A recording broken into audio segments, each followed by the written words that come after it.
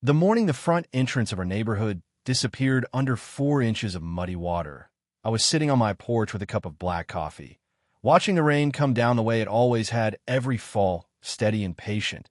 And while people were running around with umbrellas yelling into their phones, I just leaned back in my chair because I already knew exactly why it was happening. And before anyone decides I'm some bitter old guy celebrating other people's bad luck, let me tell you this. That flood didn't start with the rain.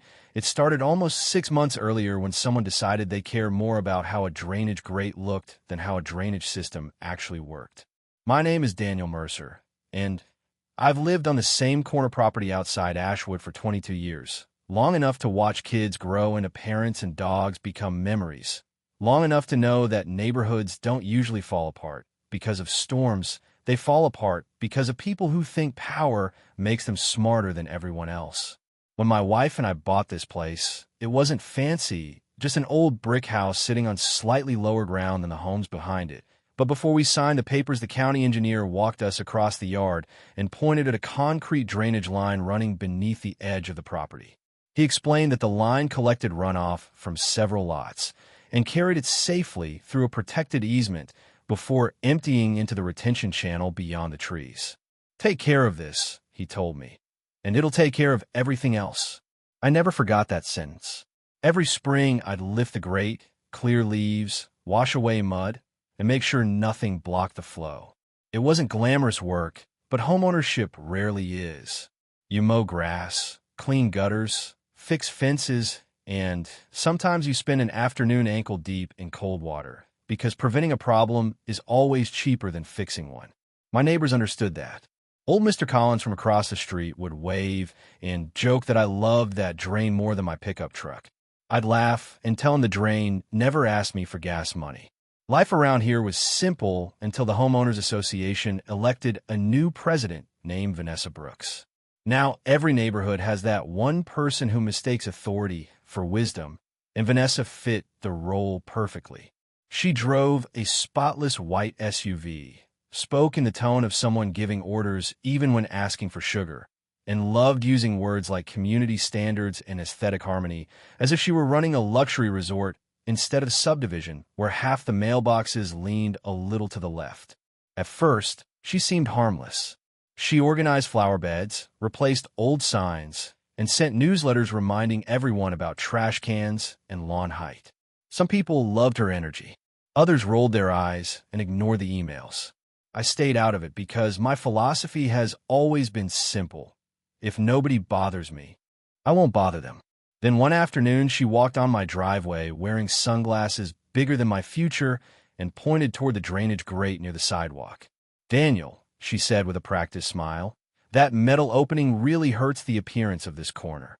I looked at her, then looked at the grate, then back at her. "It's a drain," I answered.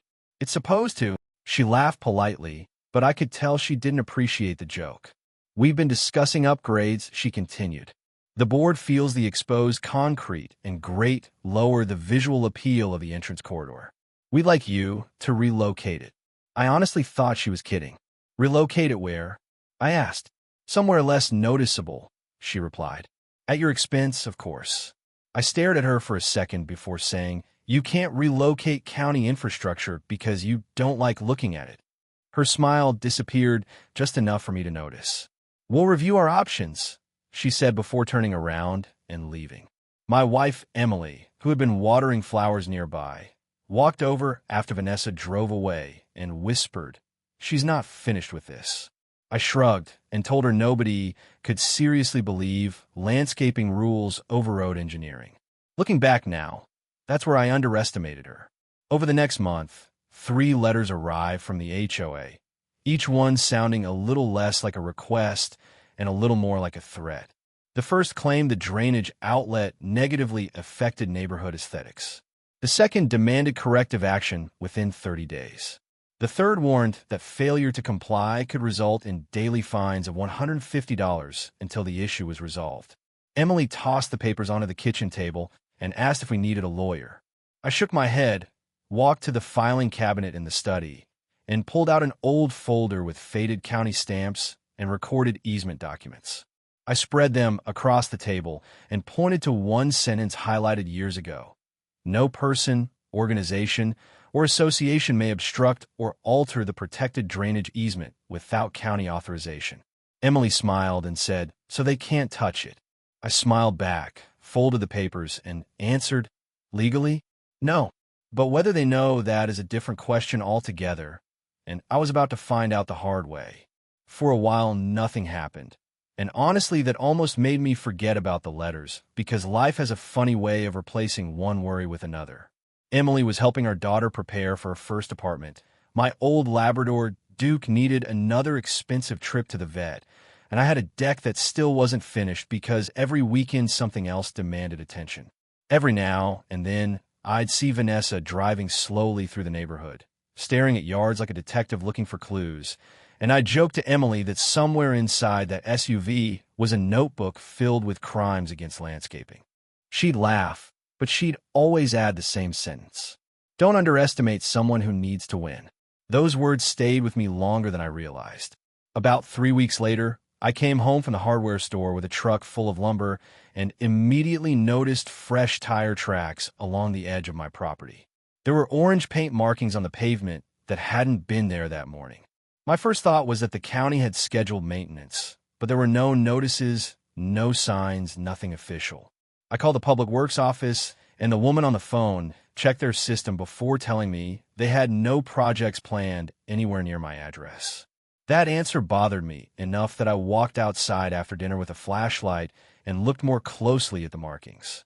They followed almost the exact path of the drainage easement. Emily stepped onto the porch and asked what I was doing. I told her, "I'm trying to figure out whether somebody's making plans or making mistakes." She looked toward the street and quietly said, "Maybe both." The following Tuesday gave me my answer. Around 9 in the morning, I heard heavy equipment outside and walked to the front window, expecting to see utility workers. Instead, I found a paving crew unloading machinery, while 2 pickup trucks with HOA contractor logos sat beside the curb. I walked outside and asked the foreman what was happening. He glanced at a clipboard and said, "Resurfacing and beautification project." I pointed toward the drainage grate. "That structure stays exactly where it is." He shrugged. "We're following the plans we were given." I asked to approve those plans. He pointed across the street, where Vanessa stood wearing a bright blue blazer that looked entirely too expensive for a Tuesday morning construction site. She smiled and waved as if this were some neighborhood celebration. I crossed the road and asked, "Vanessa, what exactly are you doing?" She folded her arms and replied, "Improving the entrance." The board voted unanimously. "That drain is protected by a recorded easement," I reminded her. "You don't have authority over it." She tilted her head and answered with the kind of confidence that usually belongs to people who haven't checked the facts. "Our attorney reviewed everything." "Really?" I asked. "Then your attorney should have told you this project needs county authorization."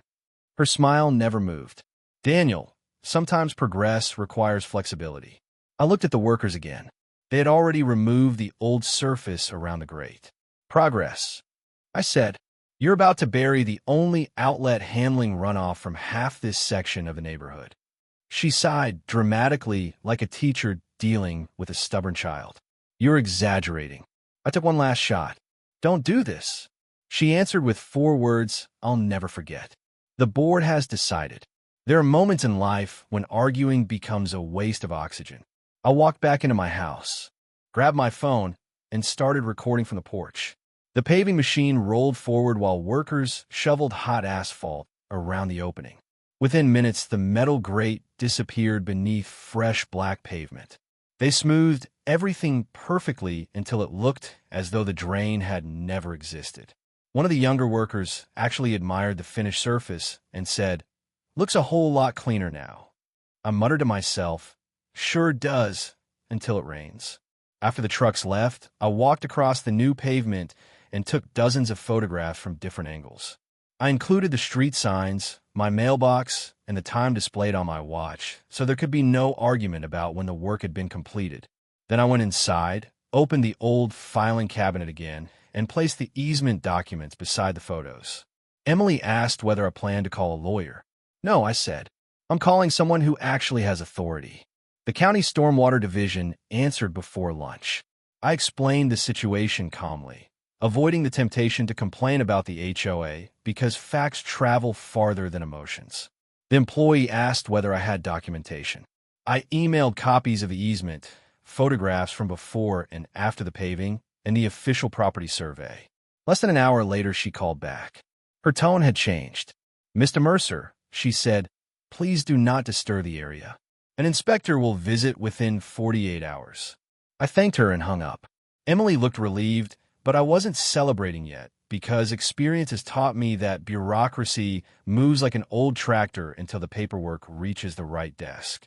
The inspector arrived the next afternoon, driving an unmarked county pickup.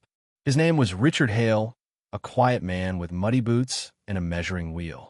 He spent nearly an hour examining the site, reviewing my documents, and checking county maps on a tablet. He didn't say much, which somehow made the whole thing feel more serious.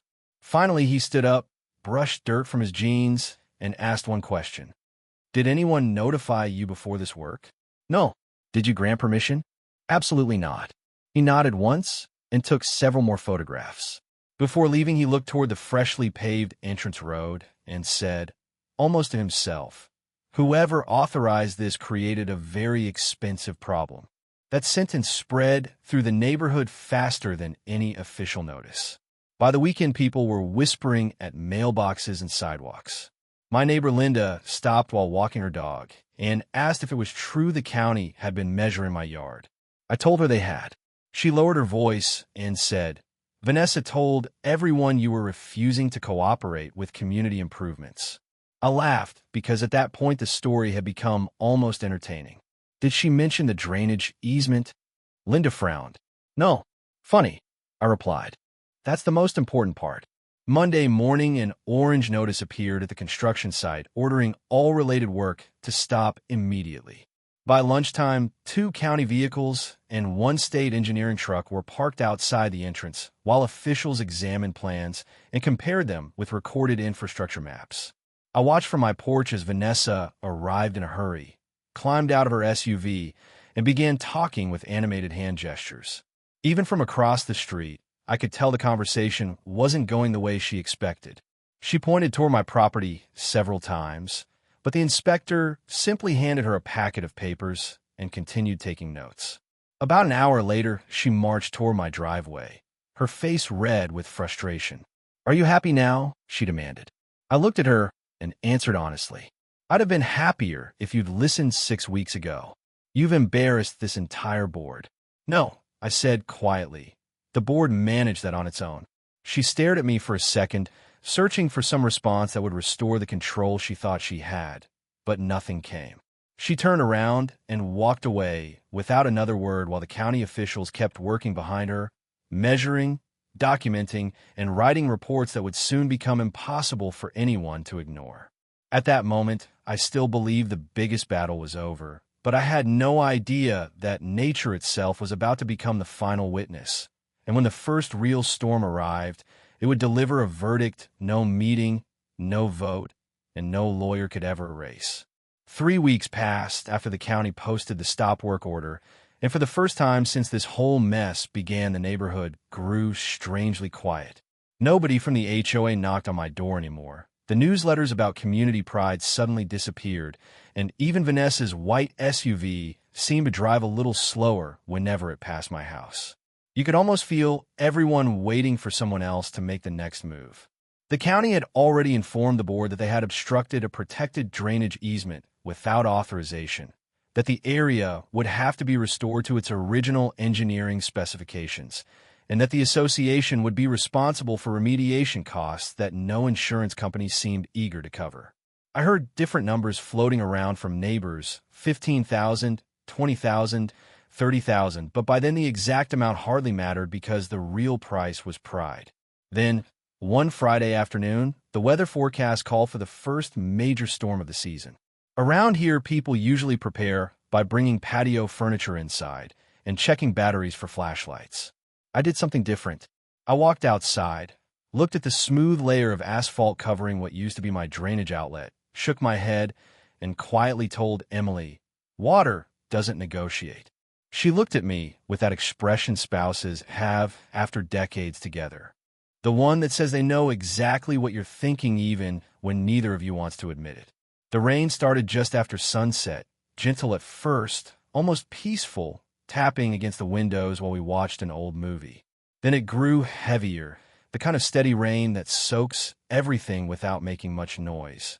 I stepped onto the porch with a flashlight and listened. For years, I had known the sound of water moving through that system beneath my yard. It had its own rhythm, almost like distant traffic. That night, there was nothing, just silence where movement should have been. 20 minutes later, I noticed puddles forming near the HOA entrance. 10 minutes after that, the puddles became connected. Then they spread across the brick driveway until headlights from incoming cars reflected off what looked like a shallow pond. Drivers slowed down, then stopped, unsure whether to continue. One SUV rolled forward anyway and sent muddy water splashing over the flower beds that had cost the landscaping committee months of meetings to approve. Another vehicle backed up and nearly clipped a decorative stone sign while trying to turn around. People jumped out holding umbrellas, pointing toward drains that could no longer drain anything because the path beneath them had been blocked. The irony would have been funny if it weren't so expensive. Within another half hour, water covered 2 parking spaces owned by the HOA and spilled onto the walking path leading to the clubhouse. Volunteers arrived carrying shovels, trying to push water away as if determination could replace engineering. Someone brought leaf blowers, which only managed to move spray from one place to another. One man actually suggested drilling holes through the fresh asphalt, and another answered, "You'd better ask the board before touching anything." I couldn't help smiling because that sentence perfectly captured the problem that had created the disaster in the first place. They had asked the board instead of asking reality. Around 9 o'clock, flashing lights appeared as county workers arrived to inspect the flooding. They walked directly to the sealed drainage location, looked at one another, and began taking photographs while water continued collecting around them. One of the officials recognized me standing on my porch and simply nodded. He didn't need to say anything. The evidence was flowing all around him. The following Monday, the official findings reached the HOA. The association was ordered to remove the asphalt covering the drainage structure, restore the system to its original condition under county supervision, and pay approximately $28,000 in remediation costs along with additional expenses related to inspections and compliance. Because the obstruction violated a recorded easement, the board had virtually no grounds to contest responsibility. News traveled fast. At the grocery store, strangers whispered about the flood. At the gas station, people joked that the prettiest pavement in the neighborhood had become the most expensive swimming pool. Even neighbors who usually avoided conflict admitted they had warned the board to leave the drainage system alone. A week later, Vanessa resigned as HOA president. There was no dramatic speech, no public apology, just a brief email thanking everyone for the opportunity to serve the community and announcing that she wished to spend more time with her family.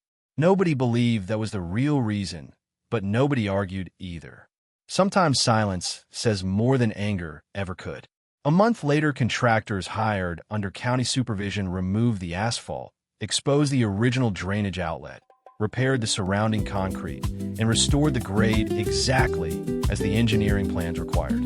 The first time it rained after that, the water disappeared into the system the way it had for more than 2 decades, quietly doing the job it had always been designed to do. I stood on my porch with another cup of black coffee and watched the entrance remain perfectly clear while cars drove through without slowing down.